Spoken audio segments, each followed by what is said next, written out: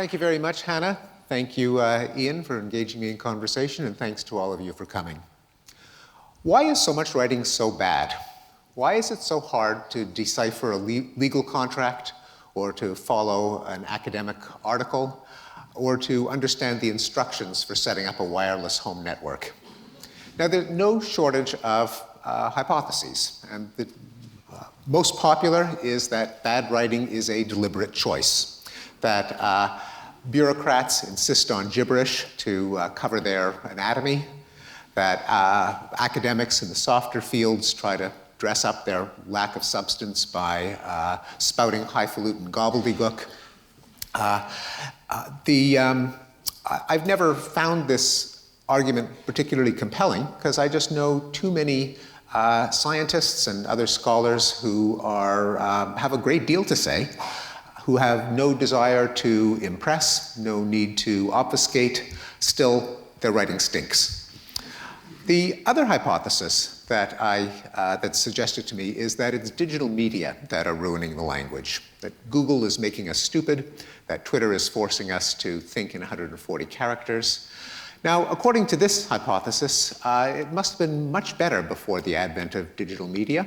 And those of you who are old enough will remember that age in the 1980s when bureaucrats wrote in plain prose, teenagers spoke in fluent paragraphs, and every academic article was a masterpiece in the art of the essay. You remember those days, don't you, in the 1980s, or was it the 1970s? The thing is, of course, that bad writing has always been with us, and one can see almost identical complaints about the quality of writing and the imminent decline of the language in every decade and every century, literally going back to the invention of the printing press. And yes, literally. I think that the perennial abundance of bad writing just speaks to the fact that writing is inherently difficult. It involves an act of pretense, and it involves a great deal of craftsmanship. And that rather than blaming it on the usual suspects, we have to think about what goes into good writing and how we can best improve it. I decided to write a style manual because I've spent the last couple of decades of my professional life trying to express complex ideas for a wide readership, and also because the ideas that I try to convey are often about language itself. And so I've got a dual interest in the subject. Where to begin? Well, I began by asking a number of respected writers which style manuals they read as they were mastering their craft, beginning with the other writer in the household, my wife, Rebecca Goldstein, who's published 10 books of fiction and nonfiction. And the answer that I got from every last one of them was none. Well, this was kind of sobering. What did I hope to accomplish, given that most stylists that I know didn't have the need for a style manual? Well, it forced me to realize what the first prerequisite to good writing is, and that is immersion in the world of edited prose. I believe that this is a universal, that every great writer has spent an enormous amount of time consuming the prose of others. And Ian, maybe you can later divulge whether you were influenced by any style manuals as you were developing as a writer. But most in my experience have not. The reason that good reading is, and by good reading it's not simply consuming the prose, but rather lingering over examples of good writing and trying to reverse engineer them, asking yourself the question, why did I just enjoy that sentence? What was so good about it? How did the writer that I am now reading have that effect on me? And I suspect that that is a universal in good writing, and there's a good reason for it. A massive amount of the English language consists of irregularity, of richness that can be absorbed in no other way but massive exposure. The English language has 500,000 words. No one knows all of them, but probably a literate writer knows on the order of 100,000 or more. Each word has to be acquired in an act of exposure and memorization. English probably has as many idioms as it has words. English has constructions. There are various tropes and gadgets and gimmicks and turns of phrase and paragraph structures that you can only acquire by immersion in the world of print. Indeed, many of the errors that betray someone as illiterate don't consist of breaches of any kind of logic or rules, but quite the opposite. They consist of taking a rule to an extreme. So if someone spells lose with 2 O's, for example, if someone uses an apostrophe in the possessive its, if someone uses enormity to mean great size instead of great evil, they are not being illogical. They are following perfectly predictable rules of English spelling, punctuation, and word formation. What they haven't done, and what they're betraying about themselves, is that they have not paid sufficient attention to the idiosyncrasies of the printed page. Another advantage of good reading as the first step in mastering the craft of writing is that it's a much more pleasant way to acquire the craft than to memorize a list of do's and don'ts. And many of the style manuals that I consumed have a kind of stern, censorious tone, that writing is an ordeal. It's a minefield that one has to tiptoe across, and one courts condemnation and abuse with every footfall. But consuming good prose as a way of becoming a better writer is a much more inviting means of becoming a writer anyway. The second thing that I think goes into good writing, and again, this is well before you get to rules of usage and errors and pitfalls, is to adopt the right mindset, the right act of pretense when you're writing, because pretense it is. Unlike spoken conversation, which is instinctive to us, and which can be guided by the give and take of face-to-face contact. You can, when you're in conversation with someone, you can watch as they furrow their brows or raise their eyebrows, or they can break in, they can ask for clarification, and also the person in front of you is someone who's known to you. When you're writing, you're casting your bread onto the waters. You don't know who is going to be reading it. They're not there. You may be dead when they read it. And so you have to imagine who your readership is, and also imagine what kind of communication you're engaged in. And the different styles of prose can be characterized by different assumptions about the scenario of communication. And I've been influenced by a wonderful book called Clear and Simple as the Truth by the literary scholars Francis Noël Thomas and Mark Turner, who differentiated a number of prose styles, and one of them in particular is, I think, the closest that we could come to an aspiration for general prose writers, and they call it classic style. And they define classic style as involving the following pretense. You, the writer, have seen something in the world. It's an objectively true happening. It's out there. Your reader has not yet noticed it. You are orienting your reader so that the reader can see it with her own eyes. And you do so by means of conversation. So the central metaphor is joint attention. Now, this might seem banal and obvious, but in fact, there are a variety of alternative styles, each defined by a different set of assumptions about what you're trying to accomplish as a writer. There's, for example, reflexive style, where a writer struggles to externalize some kind of subjective, idiosyncratic, and mostly ineffable personal reaction to events. It's a very different model. There is oracular style, where the writer sees something that no one else can see and announces his vision to the world.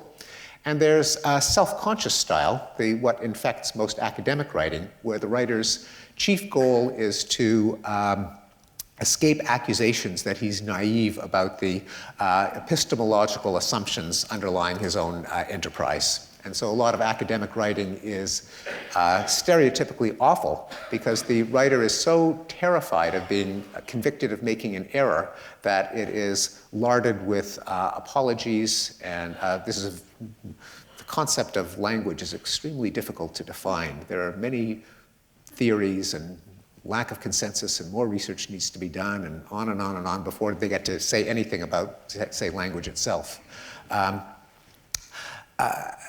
The goal of classic style is to try to discard all of the self-conscious reflections on how hard it is to know anything or to say anything about anything, but rather to describe your subject matter as if it could be seen by anyone competent to see, as long as they were provided with an unobstructed view. And in the book, I go over a number of sins of academies and other forms of turgid style, like bureaucraties and corporaties and legalese, which I think all are fall out of the model underlying classic style. And I'll just give one of them, and that is the academic's habit of compulsive hedging, to sprinkle your prose with relatively, in part, so to speak, virtually, as if to make it impossible to put you on the hook for anything that you say. Another reflex of this mindset is the mindless use of shutter quotes to ensure that no one ever thinks that you literally mean what you say. Leading to absurdities such as the letter of recommendation that said, so-and-so, this candidate is a quick study who masters virtually any task that she sets before herself. Now, are we supposed to understand that to mean that she's a quick study, or that she is a quick study? That is, someone who is rumored or alleged to be a quick study, but who really isn't.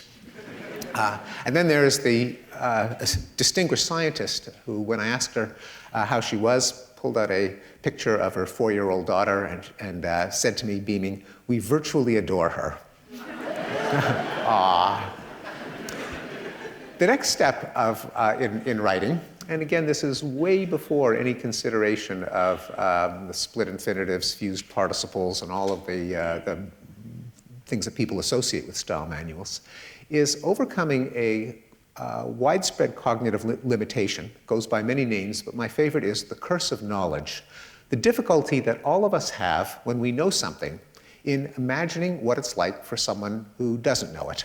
It's almost impossible to subtract a bit of knowledge and to do the act of empathy or perspective taking that allows you to appreciate what it's like for someone else who doesn't know what you know. The prototypical demonstration known to every psychology undergraduate is the false belief task. 3-year-old comes into the lab, is given a box of Smarties, opens the box, and is surprised to find pencils inside. So you put the pencils back in. Now Jason comes in, and you ask the child, what does Jason think is in the box? And the child will say, pencils. What did you think was in the box before you came in here? And the child will say, pencils. That is, once they know it, they can't imagine what it's like not to know it. Now, we outgrow the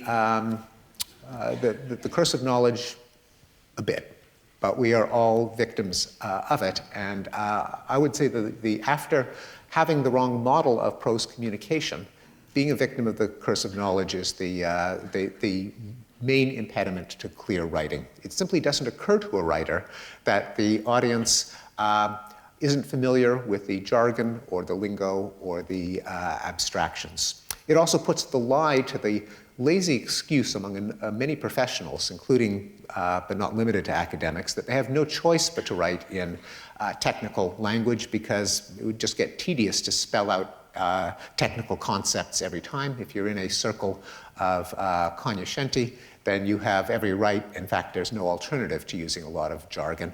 The reason that I think this is wrong is that I am repeatedly bewildered by articles in my own professional field written for the likes of me that I still don't understand. And I know why I don't understand it. It's because they're badly written.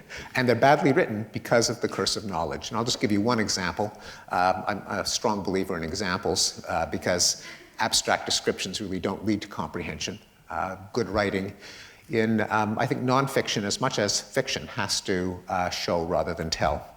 Comprehension is not a matter of juggling words themselves inside your head, but using the words to form images and other much more concrete thoughts.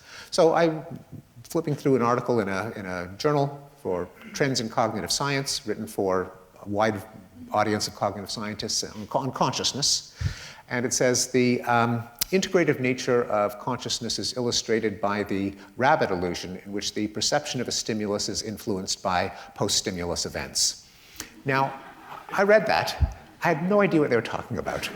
I've been in this business for 40 years. I teach introductory psychology. I had never heard of the rabbit illusion.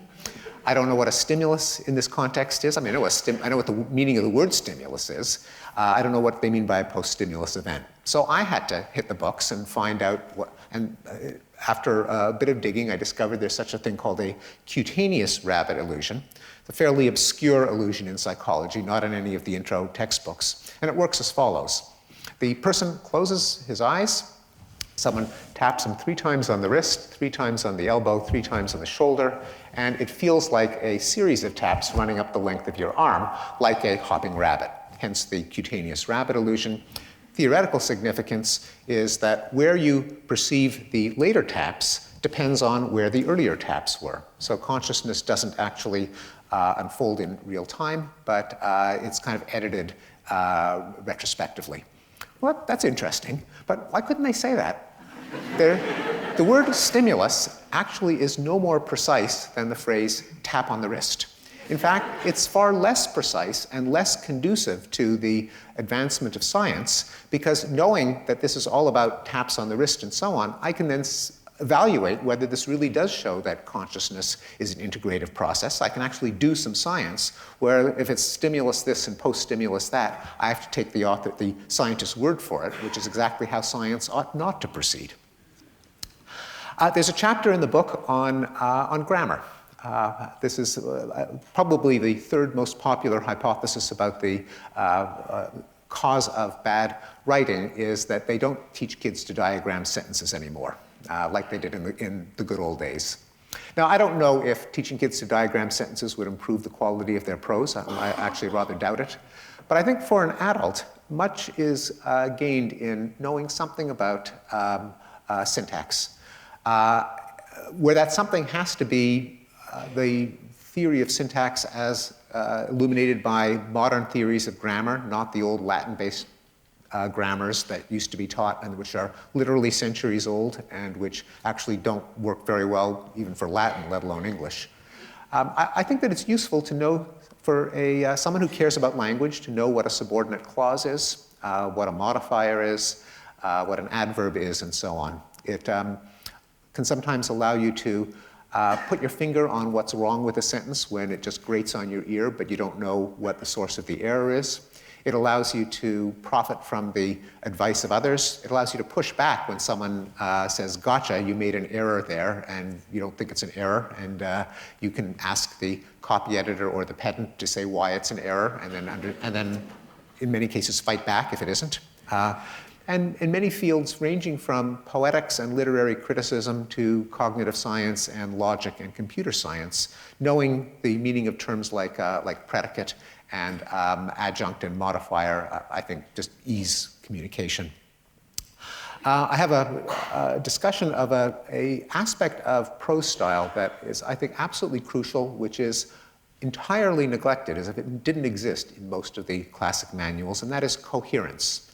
That is, prose craft above the level of the word, phrase, and sentence, but at the level of the paragraph or even the pair of successive sentences, the paragraph and the essay. How do you avoid non sequiturs? How do you avoid a sense of choppiness or disjointedness? How do you allow a reader to keep track of the players who are repeatedly mentioned across sentences? How do you introduce negation? How do you know what it is the reader is not supposed to be thinking? And how do you structure an overall narrative arc? Finally, the chapter that I suspect will get the most attention is called Telling Right from Wrong, and it is about so-called correct and incorrect usage. That is it a heinous sin to use a comma to join 2 clauses, to use the word aggravate to mean annoy as opposed to worsen or intensify, to use a fused participle, like I object to Sheila leaving as opposed to Sheila's leaving, apostrophe S. Split infinitives, singular they. Did President Obama make a grammatical howler when he said no American should be under a cloud of suspicion because of what they look like, where allegedly the plural they disagrees in number with the singular no American, and so on. Now, those of you who have sort of cocked an ear to issues of usage may be under the impression that there is a controversy between the so-called prescriptivists, those who tell you how language ought to be used, and the descriptivists, typically academic linguists who describe how language in fact is used. I argue that this is a false dichotomy and in fact exemplify by what I'm doing in the book the falseness of the dichotomy. Namely, I am a descriptive linguist. I'm fascinated by how people speak and write, but I'm spending 300 pages bossing my readers around. The reason it's a false dichotomy is that while it is true that many of the so-called rules of usage, like don't split infinitives, don't use fused participles or dangling modifiers or singular they, turn out to be utterly bogus. That is, they do not conform to the logic of English grammar.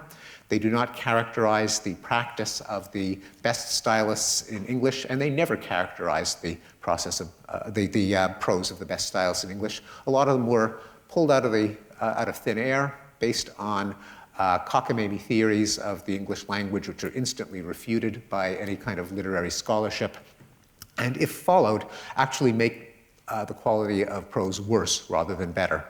This does not mean that you could just go ahead and write it however you please, because it's clear that there is bad writing and there is advice on how to make writing better. And that includes being sensitive to the expectations of a virtual community of literate readers. And what grammatical correctness consists of is simply the expectations of the audience that you want to write for. There is no legislative body when it comes to the English language. There's no English Academy, nor is it true, as so many people think, that the editors of dictionaries function as such an arbiter or legislative body. I can speak with some authority on this because I'm a consultant to the American Heritage Dictionary. I chair their usage panel. And the first question I asked the editor when I joined was, so how do you guys decide what goes into the dictionary? And he said, we pay attention to the way people use language. That is, when it comes to what's correct or incorrect in English, there's no one in charge. The lunatics are running the asylum. This is, and again, contrary to a frequently circulated myth, this is not a new development in the writing of dictionaries, some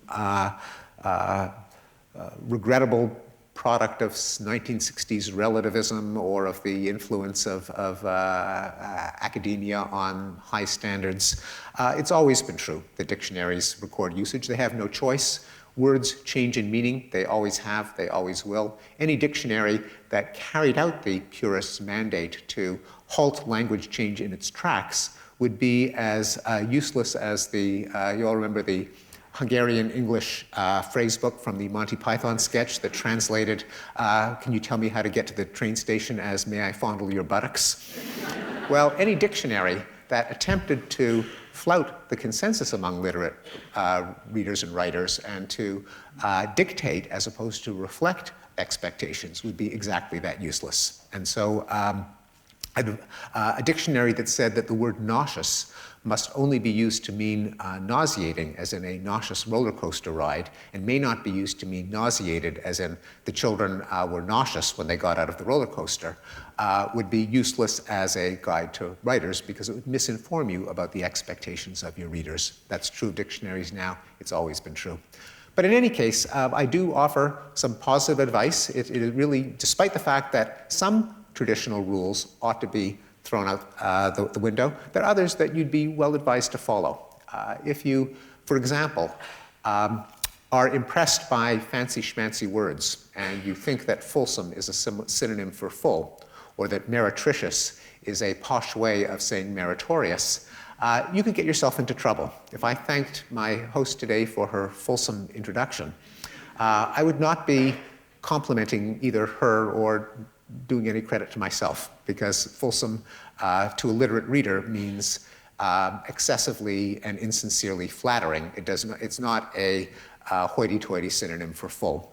That's just one of many examples where a good writer really ought to hone an appreciation of how words and idioms and phrases are likely to be interpreted by a circle of fellow literate readers and writers. And that's why the prescriptivist, descriptivist controversy is just not a controversy.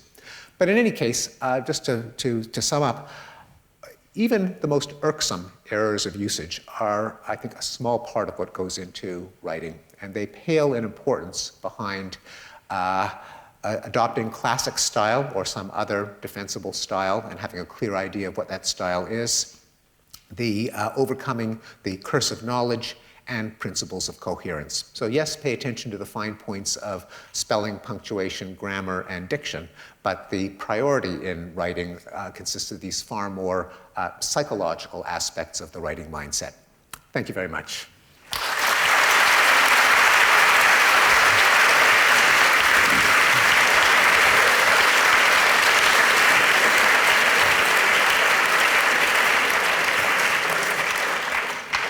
Thank you very much. Are we sitting too close? I'm English, you're American. I know there's a different social function here. Yes. Yep. Well, we know that actually you do come bearing a whip sometimes because you've confessed that you do not tolerate a comma split from your students, even in an email. Yes, that is true. So but before we get to the comma split and the works of Samuel Beckett, I just want to sort of zoom back. I was looking at my shelves the other day, and you occupy just under 1 meter. And what's interesting about a writer's shelf, I think, is that it tells a story which you're not necessarily fully in charge with. It's an emergent story. And I was thinking, well, what is the narrative here? What is the paragraph, the sentence, the short story, as it were, that's emerging? And it helped me when I saw you described in the newspaper as a thinker, something I hope we could all lay claim to, but I rather liked it, very understated. It has an 18th century ring, and I'm going to quote from an essay you wrote, when you say, and you're speaking, and that's why I like the term, it has that echo of the Age of Enlightenment. And you say the great thinkers of the Age of Enlightenment were scientists: Hobbes, Locke, Hume, Descartes, Spinoza, etc. And seeing that and looking at your meter, I thought, actually, your project is one that was named after William Ewell, the 19th century scientist, and then revived by E.O. Wilson.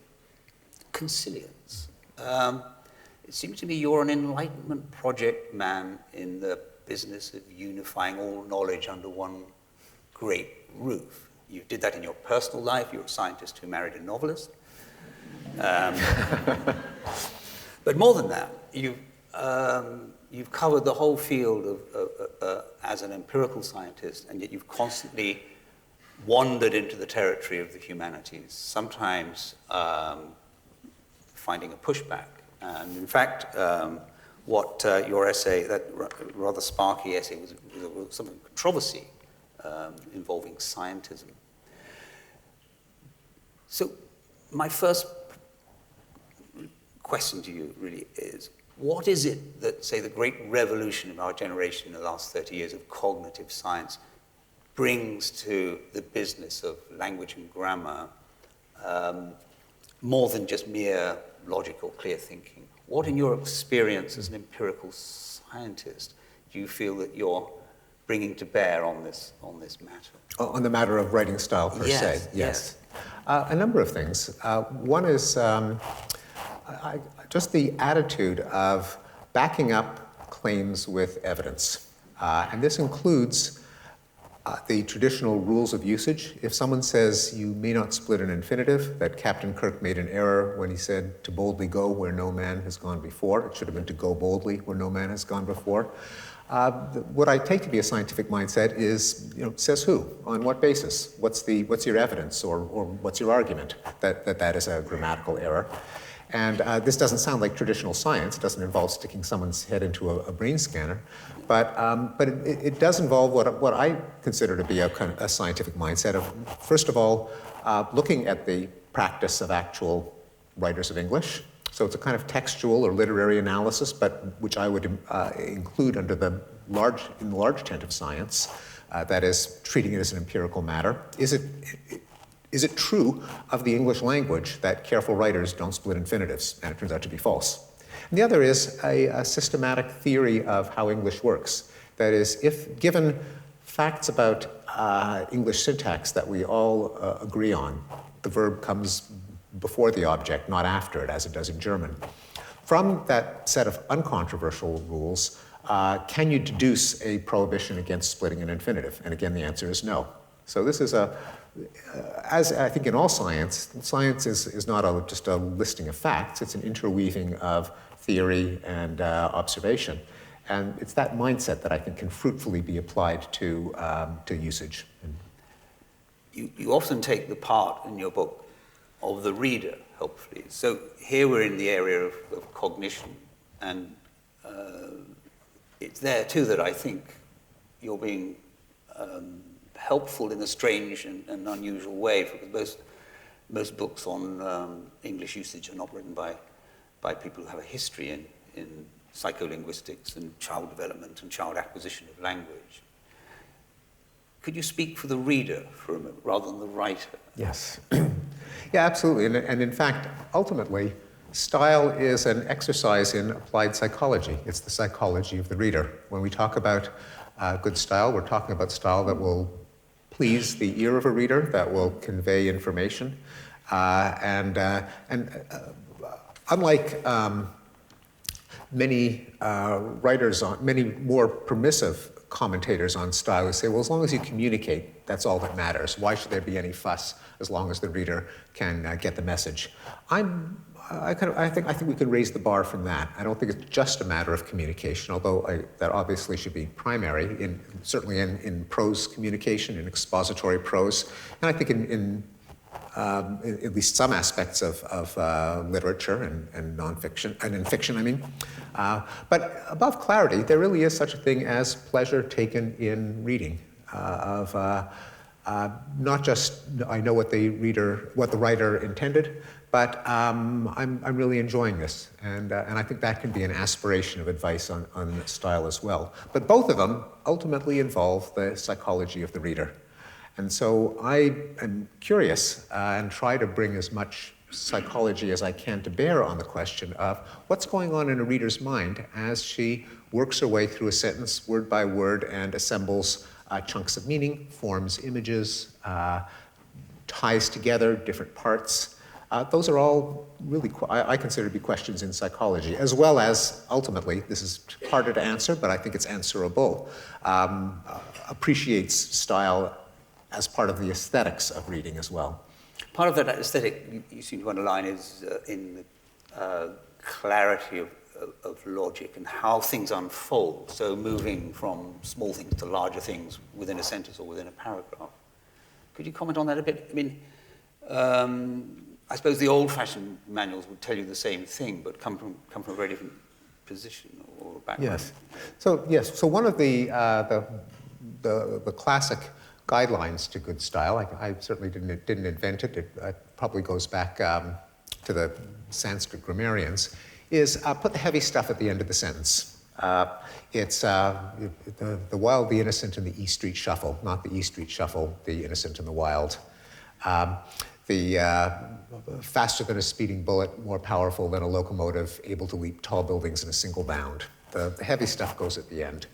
And this is true at almost every level of linguistic structure. The polysyllabic word goes after the monosyllabic word. It's kit and caboodle, not caboodle and kit, and everything in between. The part of it is the meter, and I suggest early on in the book that good prose is enlivened by moments of poetry, that often what we enjoy, even in prose, is a pleasing meter, deft use of alliteration and assonance and allusion. But in addition to meter, the ordering of heavy last eases the reader's memory. Because if you've got a big, hairy phrase in the middle of a sentence, you've got to keep it suspended in working memory as you parse the end of it. That is, as you figure out where all the words should go in the logical structure of the sentence. And we know one of the basic principles of cognitive psychology is that our working memory is thimble-sized. There's a big bottleneck. If you put the heaviest phrase at the end, then you've figured out where to slot all the words by the time that you are trying to decipher that last phrase. And so that just gives a feeling of ease that not only contributes to comprehension, but I think contributes to the sense of pleasure, that you feel that this is a well-crafted sentence when the writer shows that degree of consideration. On the visual, which you talked about there and you unfold at length in your book, I had my own thoughts on that. Whenever I'm writing a scene that's, let's say, it's either violent, emotionally, or physically, it's very important to get the visual in the reader's mind, to convey to the reader's mind certain key visual facts, and then the rest can sort of look after itself. And I always think that the great remark of Conrad from his preface to the Nigger of Narcissus, my task which I'm trying to achieve is, by the power of the written word, to make you hear, to make you feel, but it is before all else to make you see. Oh, I wish I'd known about that. I'll email it to you. I will. Yes, thank you. I always thought Conrad failed with Heart of Darkness. He doesn't show us what Kurtz is up to. So he only suggests it, not enough. But anyway, can we talk about the visual a bit more in writing? Because I think clearly you and Conrad have touched on something here. A large portion of our brain, is it 35% is dedicated to visual processing, or is it more or less? You tell me. We are visual creatures, and good writing always seems to have at its heart something intensely visual, even if it's dealing with abstract matters. Yes, yeah, and even in academic nonfiction writing, I think the major contributor to that just feeling of kind of airy, mushy, turgid, bloated nothingness is that the writer writes in abstractions. And the example that I gave of the stimulus and the post-stimulus event would be a perfect example. Yeah. Stimulus has a meaning, something that stimulates the organism, but just that word doesn't allow you to form an image of what the stimulus is. The image needn't, by the way, be literally visual. In fact, in the example that I gave, it really was cutaneous, but nonetheless, it is concrete. It is an entity that has a sensual component and that carries with it expectations of how it behaves in the world. Once you know that something is a tap on the wrist, there's a lot else that you know about it. Yeah. Whereas for stimulus, something's very abstract. All you know is the definition. And comprehension is enormously easier if you have concrete material to work with. Probably because we build our abstractions as we learn out of more concrete experience, starting when we're children. And ultimately, the deepest and most intuitive level of understanding involves something concrete and physical. And a number of scientists have made this point as well, probably most famously Einstein, who said that he was led to his discoveries not by manipulating equations, but by thought experiments. What would it be like to be in a plummeting elevator, someone cuts the cable and you take a penny out of your pocket and you try to drop it, things like that. But I think in probably fiction and nonfiction alike, or at least in a lot of it, probably a big overlap that the beginning student who is one of the first things they're told by an instructor is stop being so abstract. Be more concrete, allow the reader to visualize exactly what you're talking about. Yes, I mean, Nabokov's famous lecture to English 101 students at Cornell in 1953, and this was addressing them as readers and literary critics starting out, was to forget themes, but to fondle details. And I think that sense of locking onto the specific.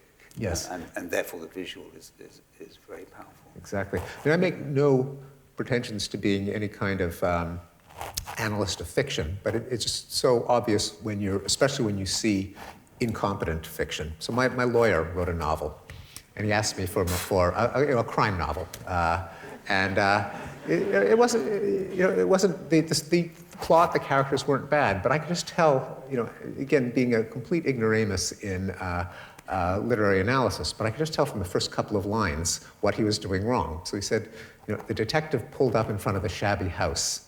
I thought, no, you don't say shabby house. You say there was a rusting chain link fence half off one of its hinges and turquoise faded vinyl siding, and don't say shabby. Give the reader enough credit to figure out that if it's a rusting chain link fence, that's what you mean by shabby. And I don't think you don't need a lot of literary theory to know that makes the difference between utterly incompetent fiction and something that at least gets to the first stage. But the same is true of nonfiction. Did you invoice your lawyer for this advice?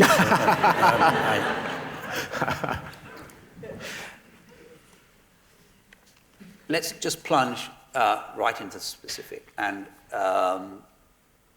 in my generation, I know educated readers and writers, who would never use the word hopefully.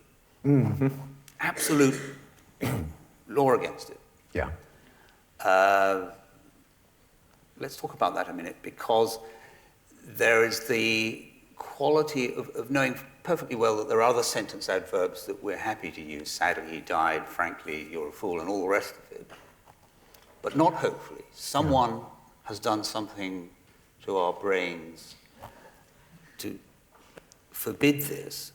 And even when you know it's nonsense, you don't want other people to think you're a complete fool. Yes, right. So we're in a kind of recursive problem here. Set us free. Yes. So for those of you who are under the age of 50, maybe 60, there is a rule in Prescriptistan that says one may not say, hopefully the rain will clear up. Hopefully the sun will shine. Why? Well, hopefully may only be used for doing something in a hopeful manner. Hopefully Melvin sat down 6 inches closer to Ellen. That's okay. But one may not convey the attitude of a speaker. Now, it's a curious rule because there are dozens of adverbs that may be used in either sense, and it's always clear from the context. Candidly, frankly, my dear, I don't give a damn. But why hopefully? Well, the historical reason is simply that it didn't occur to any English speaker to stretch hopefully from in a hopeful manner to I hope that until the 1930s. So for writers who were first exposed to it in the 1930s, it grated on their ear simply because it hadn't been used that way before. It managed to get fossilized into a rule, and what happens is that once a rule is in a rule book, it then gets copied by every successive rule book. There's an astonishing lack of originality in most of the classic style guides. And so it became something of a shibboleth, such that if you use hopefully to mean I hope that, you mark yourself as out of the loop, that you must not have been given the word that one may not say that. But if you accept all that, but also take your advice that you need to assure the reader that you're a literate person and that you've read, yes, and you've read, you might be giving the wrong signal. Yes. Well, I think that in some of these cases, though, the change is inexorable, resistance is futile, and as the composition of the literate readership changes, it ceases to be a problem. That is, a generation of readers grows up not realizing there's anything wrong with hopefully, and you might annoy or lower yourself in the estimation of a declining slice of the demographic readership. Right. But that's okay. It happened in the past. I mean, another example, which I don't even think, I think the last objector to this is already in the grave. But say the use of the verb to contact. Anyone got a problem with that?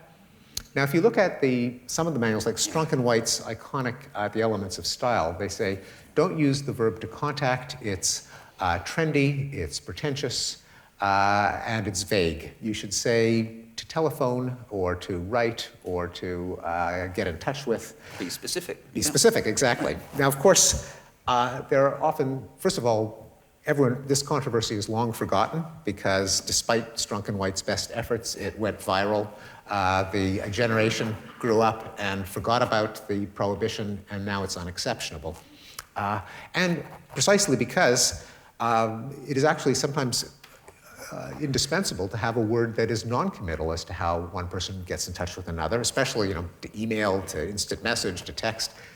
We should be thankful that we have the verb to contact. And the last objector is, maybe there's a very elderly person in the audience who still thinks it's a newfangled innovation.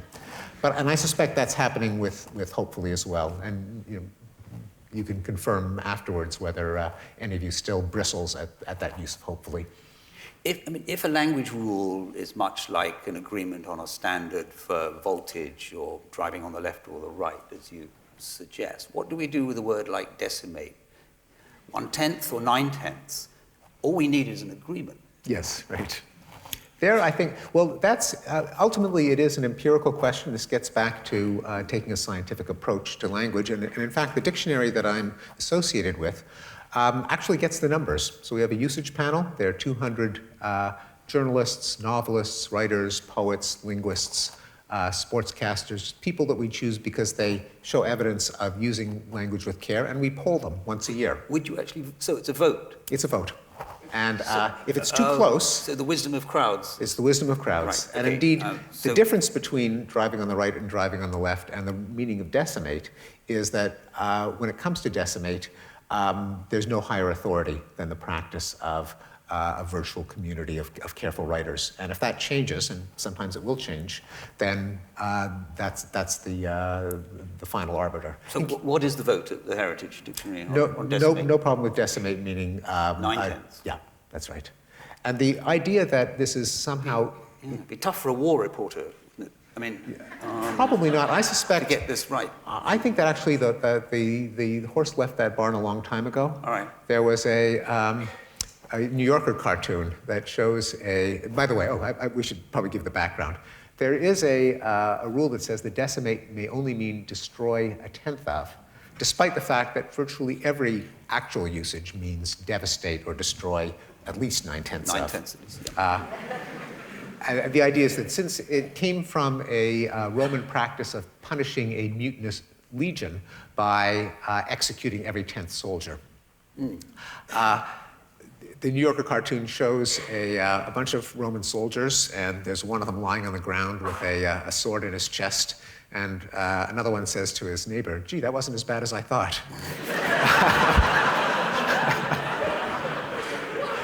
Now, the rationale behind the rule is that that since technically decimate, you can hear the DEC in decimate, it means 1/10, therefore it must mean destroy 1/10 of. Dictionary editors refer to this as the etymological fallacy because it is simply not true that the original sense of a word is its only correct sense. In fact, that's false for probably the majority of English words. And as the editor of one of the editors of Merriam-Webster put it, if you insist that decimate means destroy 1/10 of, shouldn't you also insist that December refer to the 10th month? And start correcting people when they use September, October, November, and December to not refer to months that aren't 7th, 8th, 9th, and 10th.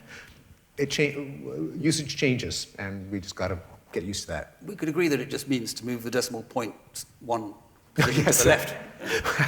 That would make everyone happy or unhappy. While we're being broad-minded, can we talk about the comma? Ah, yes. There, Rich, I'm happy to join the sticklers. So here is the most famous opening sentence of a novel that was ever written, which you quote. But I'm going to read the punctuation as well. It is a truth universally acknowledged, comma, that a single man in possession of a good fortune must be in want of a wife. Now that's a breathing comma, what we would Yes, call a breathing breathing comma, good comma. word. What do you call it? You call it something different. I don't know if there's a name for it, but anyway, yeah, breathing, that's a good word for it. It simply is a comma indicating, as it were, a pause to take breath, to just let it fold. And yet any editor would take it. Actually, I forgot to read the second comma. Oh, in possession of a good fortune, comma, must be in want of a wife. From Emma. Any copy editor now would remove both of those. Yes. Pride and Prejudice? Yeah. Okay. Consilience has got some way to go yet. But, Some way to go, yes. you're working on it.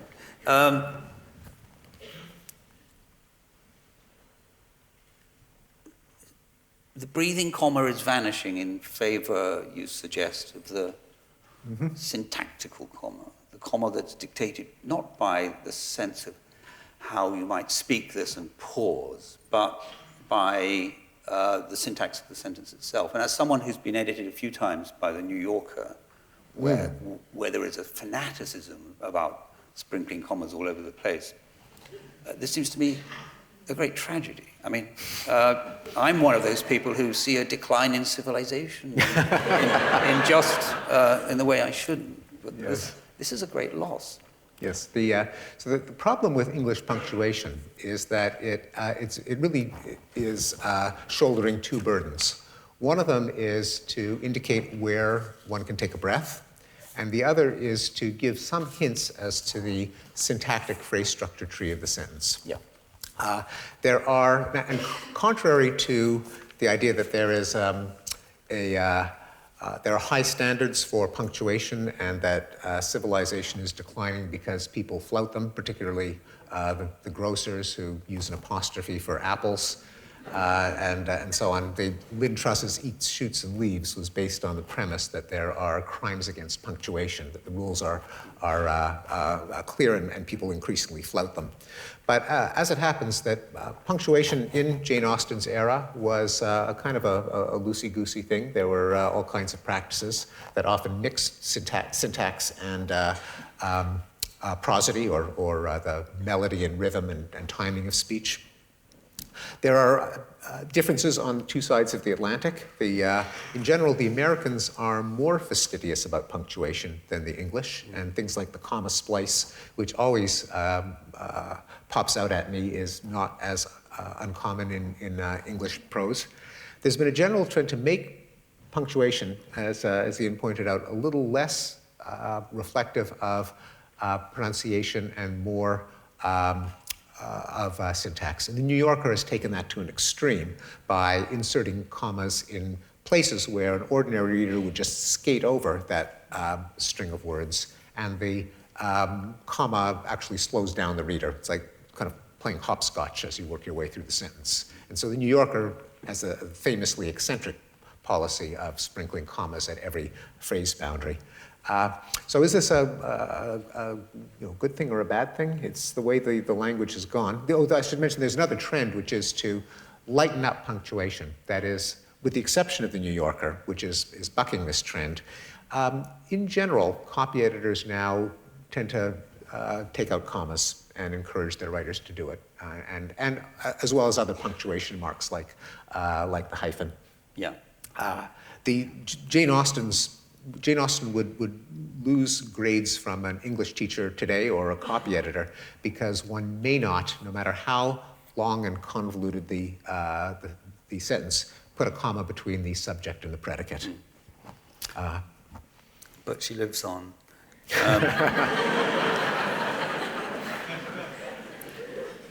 We're going to take questions from the audience. I mean, there's much to talk about. You're mostly addressing those who wish to write expository prose, non-fiction, as it were. But you are bound to be aware that, for those of us who write fiction, that there was a famous beginning of Pride and Prejudice. The famous end of perhaps the most famous novel is entirely without punctuation. Yes, true. Well, here it is, but I'm not going to read the whole 35 pages. But I asked him with my eyes to ask again, yes, and then he asked me, would I, yes, to say yes, my mountain flower, and first I put my arms around him, yes, and drew him down to me so he could feel my breaths, all perfume, yes, and his heart was going like mad, and yes, I said, yes, I will, yes. It's amazing without punctuation. Yes. And how terrible it would be to insert it. Absolutely.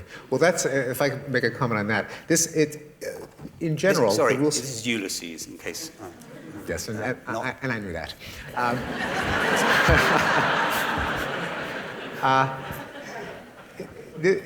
I think it's actually a nice illustration of the point that all of the advice on usage has to be relative to the goals of the writer. And again, one of the things that drives me crazy about the classic style manuals is that they assume there's one way of writing, and these are rules that you must follow, and you're making an objective error if you flout them. Now, in this case, I mentioned classic style, the imagined scenario of the reader and writer in conversation. The writer has noticed something, wants to call attention to the reader.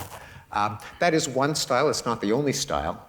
All the resources of language, the word choice, the phrase structure, the punctuation, the paragraph breaks, everything, are their tools. They're means to an end that a writer aims to accomplish. What makes writing bad is not that the writer departs from one of these models, is that the writer doesn't know what he or she is doing. That is, the writer either doesn't know what the aim is, or has an aim and chooses the wrong tool for the job. Now, Ulysses famously is not the model of classic style. It is not that the model of classic style is predicated on objective external truth. The whole assumption of classic style is there is a real world, it's out there, it's not subjective. Anyone suitably positioned could see it if only they're given an unobstructive view. Now that is, I think, a good model for a lot of expository prose, but famously what Joyce was doing couldn't be more different, namely giving a taste of a stream of consciousness. Representation of consciousness. Representation of consciousness. Now, for that, the genius was to use the resources of the English language, despite the fact that consciousness is not a set of sentences. It's very hard to capture. But by eschewing punctuation and doing many other things, came as close as possible to using the resources of the English language to render a stream of consciousness. Now, he violated many rules of classic style, but that's exactly what he was trying to do. And he's a great writer because he did that. He knew what he wanted to do, and he used the resources of the English language to do it. Any questions? Yes, and a microphone will find you. Or do you want to? No, you're going to do it. I should do it? You should do it. Okay. Eva Kaluzinska from the European Commission in Brussels. A question, first of all, for Steven Pinker, and a comment following up on hopefully. First of all, the question. You said that there's no legislative body for English, of course, unlike such bodies for French and Spanish. But that doesn't mean to say there isn't legislation. And perhaps you might like to say something about Obama's move to make sure that people obey the law because they actually understand it and know how to fill in forms and obey various rules, regulations on their civic rights, that they should be able to do that because they understand what it is that's required because it's in plain English. Now, the Swedes are pioneers in this kind of work. They decided a while ago, quite some time ago, that you can't really have a democracy if people don't understand the law. Well, can we let Stephen answer that on Obama? Because there are lots of people with lots of questions. Yes. Oh, no, I think there are increasingly plain language laws, which I think are a wonderful thing for precisely the reason that you mentioned, namely if a citizenry can't understand the law or government forms, then there's a real sense in which they're being misgoverned. And so I'm in favor of plain language laws. They're very different from the rulings of, say, the French Academy in that they don't dictate such matters as the use of hopefully or the spelling and punctuation, but rather are guidelines much like some of the ones that go into classic style, be concrete, don't be afraid of using the first and second person, use the passive voice judiciously, avoid it in contexts where it gets in the way, be concrete, and so on. And sometimes test the wording to make sure it is comprehensible. So those would all be pushing in the direction that I'm advocating, even though they wouldn't be legislating on the structure of the English language itself. Can I come back on hopefully? I think we should let someone else. Yeah. In the back there, last row. Yes. Yes. I've encountered a phenomenon in the last 3 or 4 years of people using however in the middle of a sentence to introduce a new clause. And it really, I can't bear it. I almost can't carry on reading. And am I going to find myself in 20 years' time completely like the hopefully people? What's your view on however in the middle of a sentence? Well, probably what you're noticing is the use of a comma splice. That is, since there's nothing wrong with beginning a sentence with however, your peeve probably consists of the person not putting a full stop at all the material before the however. So this is the comma splice or some comma fault, or that I'll confess I'm sympathetic. It drives me crazy as well. However, I'm always wary of the phrase, I've noticed it recently, because if you actually look it up, most things that people notice recently are not recent. And one can verify this either by going to the style books of a couple of decades ago, and you'll find the same complaints. Or now, more recently, you can actually check it more objectively by going to the Google Ngram viewer, where you can search a text string up to 5 words long in 200 words of digitized English books. Most contemporary complaints actually go way back. Now, your question is, the fact that you notice it and it's found, does it mean that it will take over and become standard? And the answer is not necessarily. So in a process that I don't think anyone really understands, it may be as capricious as other cultural changes like fashion and clothing. Some novel usages that are perceived as errors take over and become unexceptionable. They reach a tipping point, so to speak, like to contact, and hopefully is almost all the way there. Others, the preferred usage stands its ground for long stretches of time. So in the early 1960s, when the so-called usage wars began, or the grammar wars, because of the publication of a allegedly descriptive American dictionary, Webster's Third, there was a prediction by the literary critic Dwight MacDonald that by 1988, the dictionaries would accept mischievous, invidious, and nuclear as a pronunciation of nuclear. Because if you acknowledge that these errors exist, then the floodgates open, the ramparts are overrun, and the language deteriorates. Well, he made that prediction in 1963.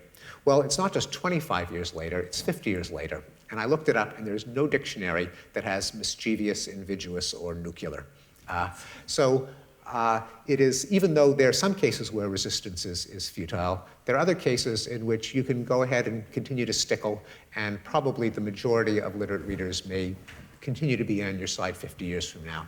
We don't know. I don't know if the comma splice, which by the way is what irks you, has been common in a lot of English writing before there was something of a crackdown. Whether we'll go back to the comma splice, I don't know. I tend to doubt it. But let's see. And is there anyone? Okay. Yes. Yeah. Yes. Just sort of that a good writer may flaunt the rules as long as they're aware of the rules and do so consciously, which sounds very reasonable. Now, if I think about the visual arts, there's rules in visual art, and artists may flaunt those consciously, like somebody like Picasso obviously has done so, but there's also a concept of outsider art or naive art, which is still considered to be good, even though it doesn't follow the rules and isn't aware of the rules. Do you think there's room for a concept like that in writing? Oh, absolutely. And indeed, Joyce was an early example, but more, and in many forms of experimental fiction, even more flagrantly in poetry. Again, going back to Joyce, it's really not a question of that the rules are inviolable, just that they're relative to the goal of the writer. Most of the time, a writer is trying to be experimental, really wants to meet the expectations of a literate readership, wants to be clear, and so the resources of language make that possible if they're thoughtfully applied. But absolutely, E. Cummings, when it came to capitalization, for example, another considered radical in its era, now kind of conventional, but sure. Oh, you're beckoning over to, we have a question. Oh, yes, Oliver Cam. The ironically self-described pedant of the Times. I'm Oliver Cam, I'm language columnist of the Times. Steve, you argue very forcefully, very brilliantly, that the idea that standards of language are declining is false, and it's been heard in, as you say, literally every generation since the invention of the printing press. What do you make of the idea? Is there any sense to the idea that standards of language are improving? I'm thinking of the argument of Otto Jespersen, the great Danish scholar of English grammar, that language moves to maximum expressiveness, and the more recent argument of Noam Chomsky that language is perfect. From what I know of your writings and our discussions, I suspect you would disagree with that, but perhaps you could comment on it. Yeah. I think it's a hard question to answer because there's no such thing as language. There are languages used in so many different ways by so many different people for so many different purposes that that it's actually an error to talk about the language. And that's one of the reasons why I don't subscribe to the idea that, say, Twitter is forcing us to think shorter thoughts, because all of us, each individual, uses language in a variety of forms, and depending on the context. You speak differently to your spouse or your kids over the breakfast table than you do if you were delivering a funeral oration or if you were speaking on the BBC. And Twitter is just one of many registers or forms of language. And so to ask the question, is language as a whole getting more expressive? There are just too many different ways in which it's being used. One could ask the question of, say in the language used in newspapers, even then different newspapers have slightly different styles and tones. So I don't think it's getting worse in that. I don't think the best. Maybe that would be a kind of benchmark. But we are all writing more, aren't we? And we are all writing more. Who would have thought, those of us who lived through the 60s, 70s, and 80s, that the use of the telephone would be declining, or watching broadcast television? People are spending more time in the world of text than in the visual and auditory world. And of course, several decades ago, the Cassandras were lamenting the decline of civilization because no one was reading anymore. They were spending all their time on the phone and watching TV. Now, the complaints are everyone's at their keyboard. So yes, I think text, one could argue, is more important than ever. You should take someone from the balcony. Ah, yes. Thank you.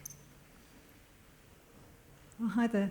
I was really interested in this difficult dilemma between he and she, sort of gender literacy. And I noticed in your presentation, and given that you're talking about the visual picture of conveying empathically a story to the audience, that twice, and I'm not a feminist, but I just noticed that twice you referred to reader as she and writer as he. And I'm interested. Sitting down, I did notice you used he or she, and it struck me because in the things that I do, I have to stumble around being not only politically correct, but making sure that I'm conveying truthfully what I'm trying to say, and have this dilemma of he and she, and it's very clumsy. So I was just curious how you feel it's best to handle that. Yes. In that the old-fashioned way of just using man, he, is the generic for all of us, has Yes. passed by. Yeah, it's one of many cases in which the resources of the English language just aren't up to the demands of writers and communication. So it's a case, to get back to Oliver Camp's question, where the language quite flagrantly is not perfect, very far from being perfect, because there is no way to refer to a generic individual without making some kind of trade-off. Now, there are a number of options facing a writer. The one that I personally used in the book was to alternate in chapters between having the generic writer being consistently he and the generic reader consistently she, and the other way around. And fortunately, I have an even number of chapters. But there are... Did you design it that way Pardon for me? that reason, partly? Did you design it that way? I designed it that way. That was the choice that I made, and I explained it in one of the book's yeah. few footnotes, that's what I was doing. But I also discuss explicitly the array of options facing the writer. One of them is the much reviled but historically respectable so-called singular they. Everyone return to their seats. No American should be under a cloud of suspicion because of what they look like. And getting back to Jane Austen, I cited a paper called Everyone Loves Their Jane Austen, which went through her oeuvre and counted the number of times she used singular they, and I believe it was 57. And not just in the speech of her characters, but in the speech of the narrator. So Jane Austen had no problem with it. And I think that is one of the respectable options.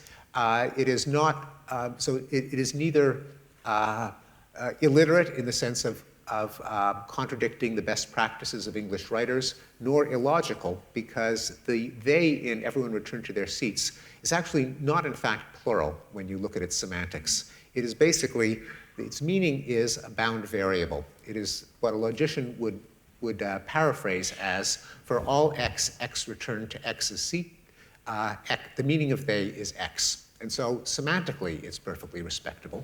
There are contexts in which it would clearly pop out and distract the reader.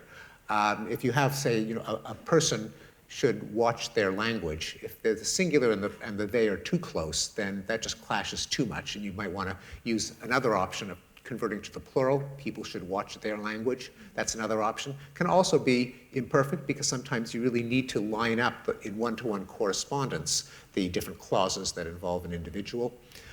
Sometimes you may have no choice but to say he or she, and as long as it isn't done too much and the sentence doesn't have too many of them, it can pass unnoticed. But the option that is no longer available is to use the masculine to refer to a generic member of the species.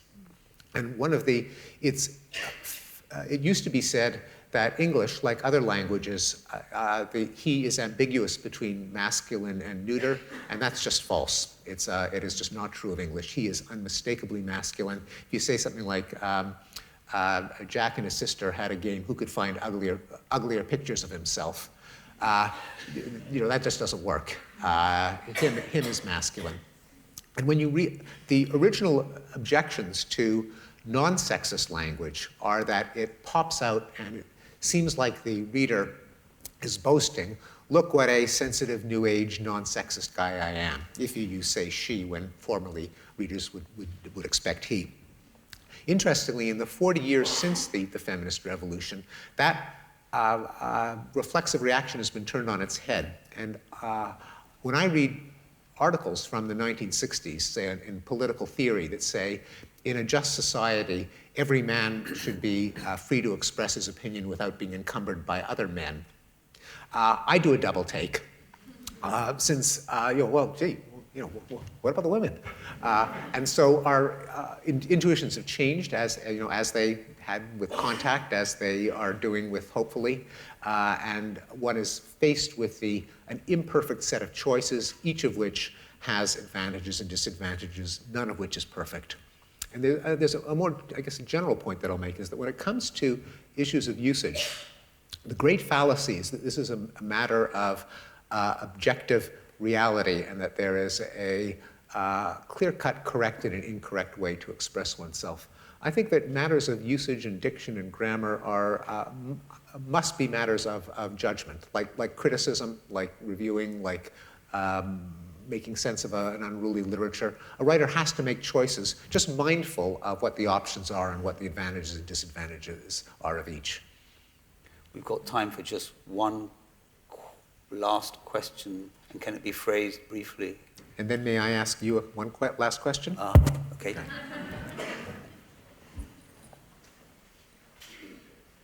I think you're sounding at least as if you're overly sanguine about poor use of English. It struck me that it's really a Soritic point. If certain cultures are using too much poor English, it will behave as a shibboleth, and people who look towards those people will, whether rightly or wrongly, judge them as being uneducated or basic. And it's really not terribly good to leave people with the impression that it doesn't really matter ultimately. It really is a Soritic problem. It matters how much you do that, and whether you're intelligent or not, people will assume you're not. No, I agree that part of being educated is writing in conformity with the expectations of a literate readership. So the fact that some rules are irrational and don't contribute to clear prose, and never did, and have been flouted by the great writers of English, and should just be expunged from the rule books, doesn't mean that no one should pay attention to how they write. One can write clearly hopefully using so-called singular they. It doesn't mean that one should not be mindful of the grammar, the punctuation, the spelling of English. So yes, part of education should be improving the quality of one's prose, just that improving the quality of one's prose does not consist of obeying every rule that every purist has ever floated. And my question is, which style books, if any, did you read when you were mastering your craft? Well, the one I still reach for, because I'm still trying to get the hang of it, is Birchfield's revision of Fowler.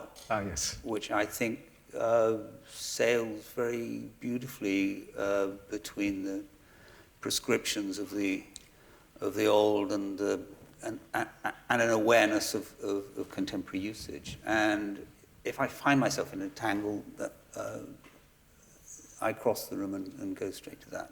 But anyway, that's enough about me.